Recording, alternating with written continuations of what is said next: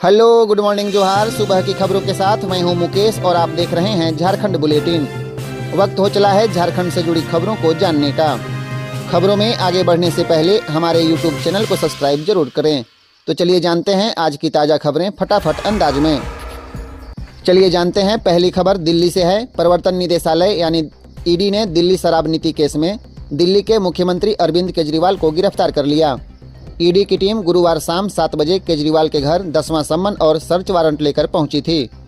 जांच एजेंसी ने 2 घंटे तक पूछताछ के बाद रात 9 बजे यह बड़ी कार्रवाई की है। ईडी टीम के साथ दिल्ली पुलिस के डीसीपी लेवल के अफसर मौजूद थे। इधर केजरीवाल की लीगल टीम ने सुप्रीम कोर्ट में भी अपील किया है। हाई कोर्ट ने गिरफ्तारी से राहत देने से इनकार कर दिया।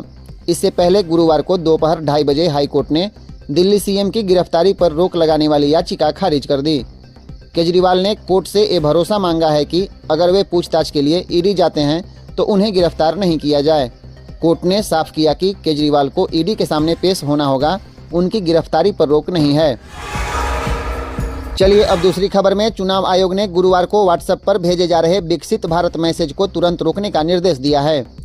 आयोग को शिकायत मिली थी कि लोकसभा चुनाव की तारीखों की घोषणा और आचार संहिता लागू होने के बावजूद सरकार की योजनाएं बताने वाले मैसेज आम लोगों तक भेजे जा रहे हैं। हालांकि मंत्रालय ने आयोग को दिए जवाब में कहा था कि यह मैसेज आचार संहिता लागू होने से पहले भेजे गए थे, लेकिन इस सिस्टम और नेटवर्क इशू की वजह से देर से लोगों तक पहुंच रहे हैं। चलिए तीसरी खबर जानने से पहले हमारे यूट्यूब चैनल को सब्सक्राइब जरूर करें। सुप्रीम कोर्ट ने गुरुवार को प्रेस इन्फॉर्मेशन ब्यूरो पीआईबी के अंतर्गत फैक्ट चेक यूनिट गठन करने वाली केंद्र सरकार की अधिसूचना पर रोक लगा दी। सुप्रीम कोर्ट ने कहा, यह यूनिट अभिव्यक्ति की आज़ादी के खिलाफ है।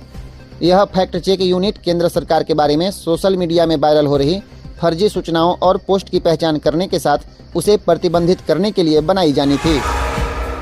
चौथी खबर क्रिकेट से है। चेन्नई सुपर किंग ने आईपीएल 2024 की शुरुआत से एक दिन पहले कप्तान बदलने की घोषणा कर दी।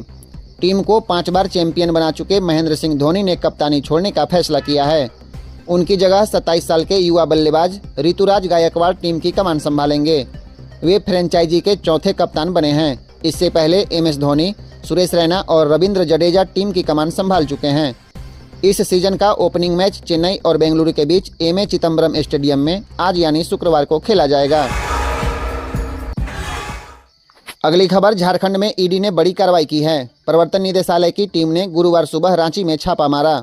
यह छापेमारी तुपुदाना ओपी प्रभारी सब इंस्पेक्टर मीरा सिंह के आवास पर हुई है।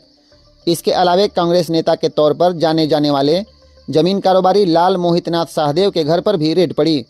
सब इंस्पेक्टर मीरा सिंह के घर से 20 लाख कैश मिलने की खबर है। हालांकि इसकी आधिकारिक पुष्टि अभी तक नहीं हुई है। इसके साथ ही 8 मोबाइल फ़ोन भी जब्त किया गया है। छापेमारी के पीछे की वजह अवैध बालू और जमीन का धंधा बताया जा रहा है। सूचना के मुताबिक टीम ने सुबह तकरीबन 6 बजे ही दबिश दी है। सूत्रों की माने तो सब इंस्पेक्टर मीरा सिंह और कांग्रेस नेता लाल मोहितनाथ शाहदेव के बीच अच्छे संबंध हैं। संभावना जताई जा रही है कि ईडी ने इन्हीं वजहों से रेड मारी है। ईडी ने दोनों के तुपुदाना स्थित ठिकानों पर छापेमारी की। चलिए अगली मुख्य खबर क्राइम से। जेल में बंद कुख्यात अमन साहू के गुर्गे मयंक सिंह ने जमीन कारोबारी नागेंद्र प्रसाद सैनी से 5 करोड़ रुपए की रंगदारी मांगी है। रंगदारी न देने पर जान से मारने की धमकी दी गई। नागेंद्र ने 16 मार्च को अड़गोड़ा थाने में मयंक और अज्ञात के खिलाफ केस दर्ज कराया है। इसमें कहा गया कि 21 फरवरी को उनके मोबाइल पर मयंक सिंह के नाम से 2 मिस कॉल आए थे। फिर व्हाट्सएप पर धमकी भरा मैसेज आया जिसमें रंगदारी मांगी गई है। 27 फरवरी को फिर मैसेज भेजकर रंगदारी मांगी गई। इसके बाद उनके ड्राइवर मनोज कुमार के फ़ोन पर भी रंगदारी मांगी गई और 1 सप्ताह में पैसे देने की बात कही। चलिए अगली खबर झारखंड की राजनीति से एक बड़ी खबर है। इंडिया गठबंधन में सीट बंटवारे से पहले ही राजद ने खुलकर चतरा और पलामू सीट पर अपना दावा ठोंक दिया। राज्य सरकार के उद्योग मंत्री सत्यानंद भोक्ता खुद को ही उम्मीदवार घोषित कर प्रचार में लग गए। चतरा के साथ पलामू में कौन उम्मीदवार होगा, भोक्ता ने इसका भी ऐलान कर दिया। भोक्ता ने कहा, चतरा में पुरुष और पलामू में महिला उम्मीदवार होंगी। पलामू से ममता भूइयां को सीट देने का ऐलान सत्यानंद भोक्ता ने किया है। आपको बता दें कि अब तक गठबंधन में जो सीटों का फार्मूला तय होने की बात कही जा रही है उसमें 7 सीट पर कांग्रेस, 5 पर जेएमएम और 1-1 सीट पर राजद और माले के चुनाव लड़ने की चर्चा है। इस गणित के हिसाब से राजद के खाते में 1 सीट चतरा आ रही है, लेकिन सत्यानंद भोक्ता ने 2 सीटों पर कैंडिडेट घोषित कर दिया। सत्यानंद भोक्ता ने सोशल मीडिया में भी पोस्टर जारी किया, जिसमें खुद को राजद की ओर से चतरा लोकसभा संसदीय सीट का प्रत्याशी बताया है। एक तरफ गठबंधन सीट बंटवारे में देरी कर रहा है और दूसरी तरफ राजद का खुलकर दावेदारी का ऐलान करना यह साबित करता है कि गठबंधन में सीट बंटवारे को लेकर मामला फंस रहा है। चलिए अगली खबर धनबाद से। राष्ट्रीय अन्वेषण अभिकरण NIA धनबाद के धनसार से माओवादी को पुनर्जीवित और मजबूत करने की साजिश रचने के मामले में एक माओवादी को गिरफ्तार किया है। NIA ने बताया कि विनोद मिश्रा माओवादी के पोलित ब्यूरो का सदस्य है और वह फरार चल रहा था। इसी क्रम में उसकी गिरफ्तारी की गई। NIA को विनोद के धनबाद में छिपे होने की सूचना मिली थी। विनोद मिश्रा को प्रतिबंधित भाकपा माओवादी को बिहार के मगध क्षेत्र में पुनर्जीवित और मजबूत करने की साजिश रचने के मामले में NIA ने गिरफ्तार किया है। चलिए अगली खबर झारखंड की राजनीति से। जामा के विधायक सीता सोरेन को Z+ सिक्योरिटी दी गई है। वह 2 दिन पहले JMM छोड़ भाजपा में शामिल हुई हैं। केंद्रीय गृह मंत्रालय की ओर से यह सुरक्षा उपलब्ध कराई गई।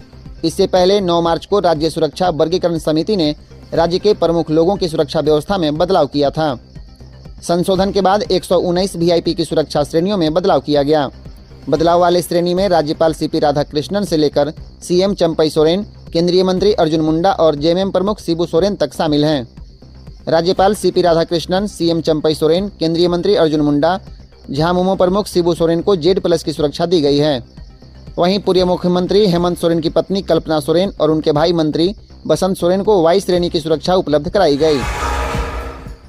चलिए अगली खबर जान लीजिए। रांची पुलिस की ओर से ED के अधिकारियों को पूछताछ के लिए भेजे गए नोटिस पर झारखंड हाईकोर्ट ने रोक लगा दी। पुलिस की ओर से जारी नोटिस में ED के अधिकारियों को 21 मार्च को हाजिर होने को कहा था। पुलिस की ओर से नोटिस भेजे जाने के बाद ED ने झारखंड हाईकोर्ट का रुख किया था। आज यानी गुरुवार को इस याचिका पर सुनवाई हुई। दोनों पक्षों को सुनने के बाद अदालत ने रांची पुलिस को निर्देश देते हुए कार्रवाई पर रोक लगा दी। रांची पुलिस ने CRPC की धारा 41A के तहत समन जारी किया था। आपको बता दें, पूर्व CM हेमंत सोरेन ने ED के अधिकारियों के खिलाफ SC/ST एक्ट के तहत केस किया था। इसी FIR के तहत कार्रवाई करते हुए रांची पुलिस ने ED के अधिकारियों को नोटिस भेजा था। चलिए नेक्स्ट खबर की ओर बढ़ते हैं। झारखंड के पूर्व मुख्यमंत्री हेमंत सोरेन की न्यायिक हिरासत 14 दिनों के लिए बढ़ा दी गई है। अब वे 4 अप्रैल तक होटवार जेल में ही रहेंगे। ED कोर्ट में न्यायिक हिरासत की अवधि पूरी होने पर गुरुवार को उनकी पेशी हुई।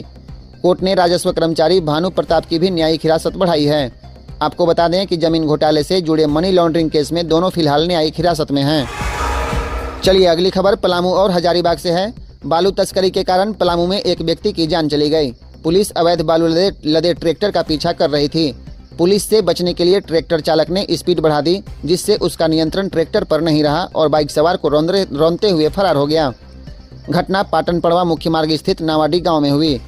ट्रैक्टर के टक्कर से पाटन प्रखंड के उताकी पंचायत के वार्ड सदस्य उपेंद्र पांडे उर्फ लल्लू पांडे ने घटनास्थल पर ही दम तोड़ दिया। वह गंगतुआ गांव के रहने वाले थे।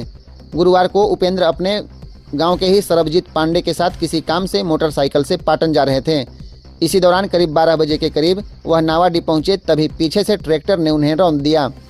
घटना के बाद स्थानीय ग्रामीण आक्रोशित हो गए। उन्होंने घटनास्थल पर पाटन पड़वा मुख्य मार्ग को जाम कर दिया। अगली खबर हजारीबाग जिले के टाटीझरिया थाना क्षेत्र के खैरा गांव में अवैध रूप से बालू ले जा रहे ट्रैक्टर ने 5 लड़कियों को कुचल दिया। हादसे में 2 की हालत गंभीर है। सभी लड़कियां खैरा गांव की रहने वाली है। हादसे में रिया कुमारी, मानसी कुमारी, नंदिनी कुमारी, लक्ष्मी कुमारी और पूजा कुमारी घायल हुई हैं। बताया जा रहा है कि सभी मॉर्निंग वॉक के लिए जा रहे थे। चलिए अगली बड़ी खबर है। राज्य में संचालित जिला स्तरीय 80 मुख्यमंत्री उत्कृष्ट विद्यालयों में नामांकन के लिए शुक्रवार को प्रवेश परीक्षा आयोजित की जाएगी। इस प्रवेश परीक्षा में राज्य के 36,230 विद्यार्थी शामिल होंगे। प्रवेश परीक्षा के लिए विद्यार्थियों को एडमिट कार्ड उपलब्ध करा दिया गया है। प्रत्येक एडमिट कार्ड में परीक्षा केंद्र की संपूर्ण जानकारी उपलब्ध है। परीक्षार्थियों को परीक्षा से आधे घंटे पहले सुबह 9:30 बजे तक परीक्षा केंद्र पहुंचना होगा। सुबह 10 बजे से परीक्षा शुरू होगी। चलिए अगली खबर की ओर बढ़ते हैं। झारखंड में प्रवर्तन निदेशालय यानी ED की कार्रवाई लगातार जारी है। जमीन घोटाला मामले में जांच एजेंसी ने IAS अधिकारी अविनाश कुमार की पत्नी प्रीति कुमार से लंबी पूछताछ की। प्रीति जमीन से संबंधित दस्तावेज लेकर दोपहर 12 बजे ED ऑफिस पहुंची। वहां उनसे बरियातू स्थित बर्लिन अस्पताल की जमीन के संबंध में सवाल पूछे गए। जांच एजेंसी ने पूछा कि अस्पताल की जमीन कब और किससे खरीदी। इस पर प्रीति ने जमीन खरीदने से संबंधित दस्तावेज ED के सामने रखा। आपको बता देना जरूरी है कि जमीन घोटाले में मनी लॉन्ड्रिंग की जांच कर रहे ईडी को इस अस्पताल की जमीन की खरीद बिक्री में भी जालसाजी होने की जानकारी मिली है। चलिए अगली खबर गुमला से है। गुमला जिले के सीसई थाना क्षेत्र में दूल्हे ने शादी से ठीक पहले दहेज की मांग पूरी नहीं करने पर बारात लाने से मुकर गया। दुल्हन के भाई ने सीसई थाने में आवेदन देकर कार्रवाई की मांग की है। थाने में केस दर्ज कर लिया गया। दुल्हन के भाई बुधेश्वर उरांव ने 14 मार्च को सीसई थाने में आवेदन देकर दहेज लोभी दूल्हे पर कार्रवाई करने की गुहार लगाई थी। उन्होंने आवेदन में कहा है कि उसकी बहन का सामाजिक रीति रिवाज से रांची ठाकुर गांव थाना के पतरा टोली गांव निवासी स्वर्गीय जुगल किशोर टोप्पो के पुत्र दिनेश टोप्पो के साथ शादी तय हुई थी। निमंत्रण पत्र बंटवाकर दुल्हा दिनेश टोप्पो अचानक एक बाइक और 2.5 लाख की मांग करने लगा। मांग पूरी नहीं करने पर शादी नहीं करने की बात कहकर ब्लैकमेल करने लगा। 15 मार्च को शादी थी।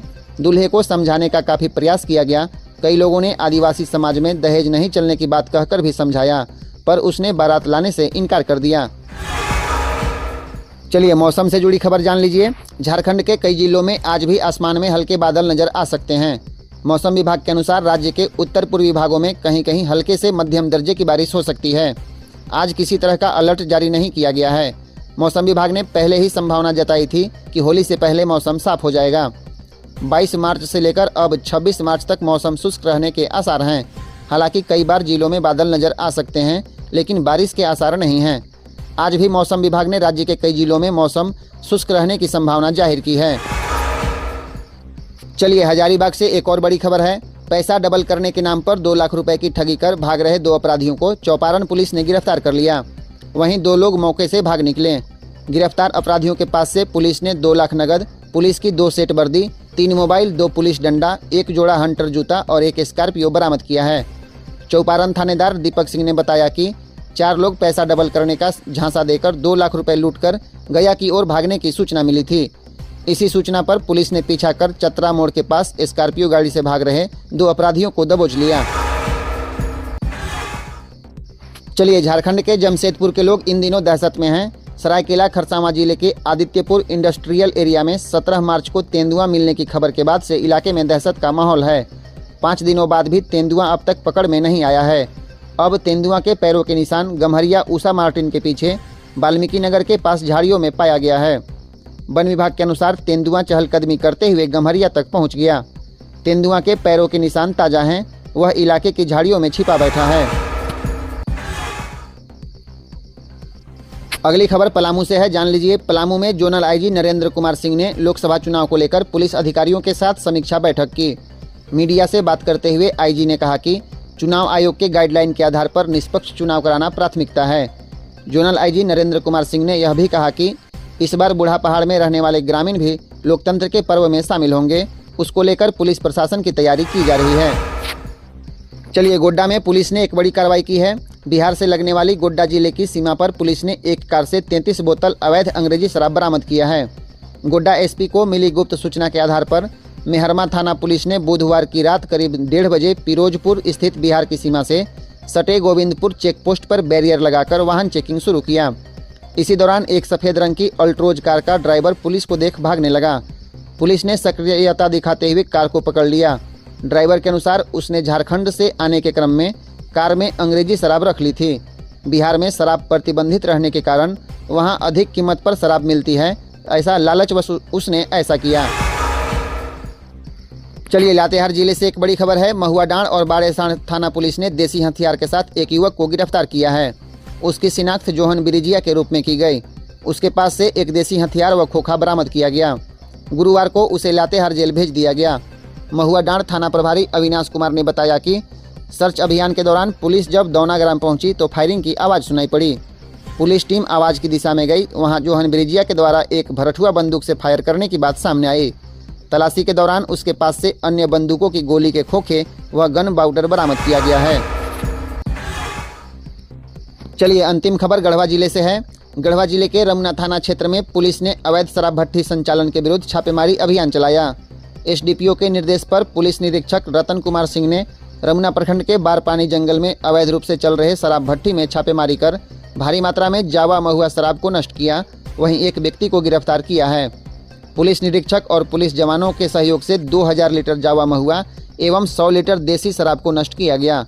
इस दौरान अवैध शराब भट्टी को भी ध्वस्त कर दिया गया।